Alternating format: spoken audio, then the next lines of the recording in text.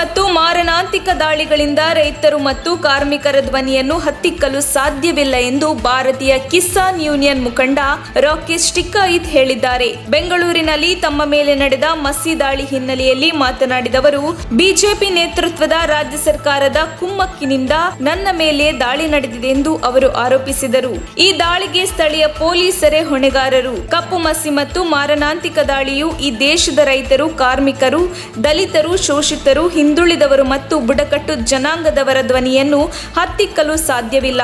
ಕೊನೆಯ ಉಸಿರು ಇರುವವರೆಗೂ ಹೋರಾಟ ಮುಂದುವರಿಯುತ್ತದೆ ಎಂದು ಟಿಕ್ಕಾಯಿತ್ ಹಿಂದಿಯಲ್ಲಿ ಟ್ವೀಟ್ ಮಾಡಿದ್ದಾರೆ. ಬೆಂಗಳೂರಿನ ಗಾಂಧಿ ಭವನದಲ್ಲಿ ರೈತ ಸಂಘಟನೆಯೆಂದು ಆಯೋಜಿಸಿದ್ದ ಕಾರ್ಯಕ್ರಮದಲ್ಲಿ ರಾಕೇಶ್ ಟಿಕ್ಕಾಯಿತ್ ಸೇರಿದಂತೆ ಹಲವು ರೈತ ಮುಖಂಡರು ಪಾಲ್ಗೊಂಡಿದ್ದರು. ಈ ವೇಳೆ ಕೆಲ ವ್ಯಕ್ತಿಗಳು ಟಿಕ್ಕಾಯಿತ್ ಮೇಲೆ ಮಸಿ ಎಸೆದಿದ್ದು ಹಲ್ಲೆ ಮಾಡಿದ್ದರು.